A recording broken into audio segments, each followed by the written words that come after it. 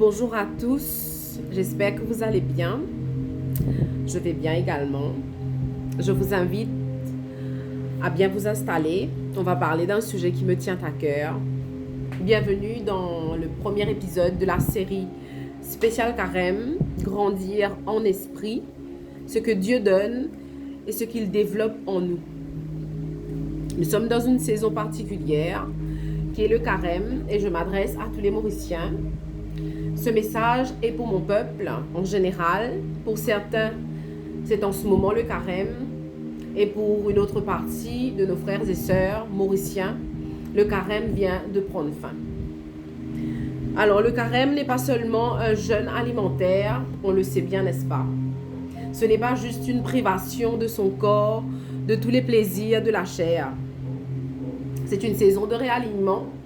C'est un moment où on revient à l'essentiel, où on nettoie notre intérieur, où on examine nos pensées et on lave notre cœur.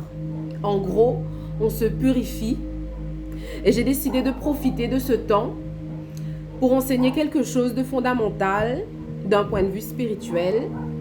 C'est-à-dire, je veux enseigner la différence entre les dons de l'esprit et les fruits de l'esprit. Pour que ce soit clair, les dons de l'esprit, ce sont les talents profonds, des capacités spéciales que chacun reçoit dans la vie pour contribuer au monde. Disons-le comme ça. Ce n'est pas forcément religieux. C'est par exemple une sensibilité particulière que tu peux avoir des idées puissantes, une force intérieure, avoir de la sagesse, un charisme, un charme naturel, parler avec impact.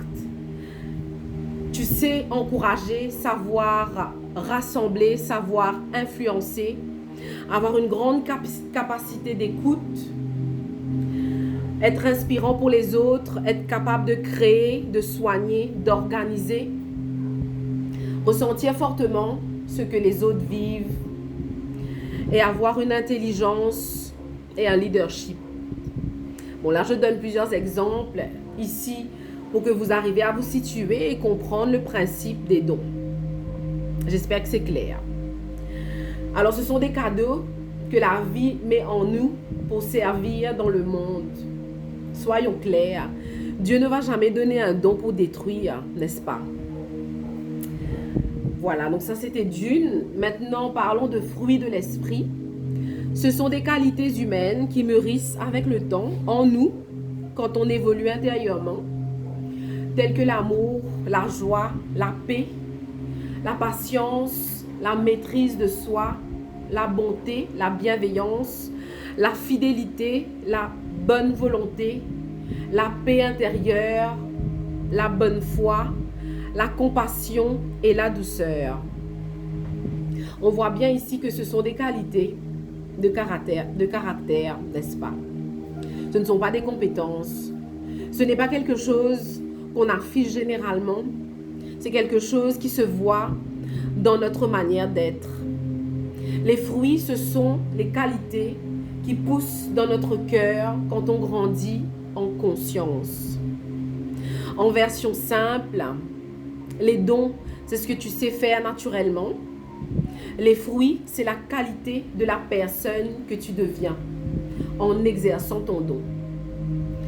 Alors, c'est vrai que les dons impressionnent, les fruits transforment, parce que si ton caractère ne suit pas, ton don va te détruire et détruire les autres qui t'entourent.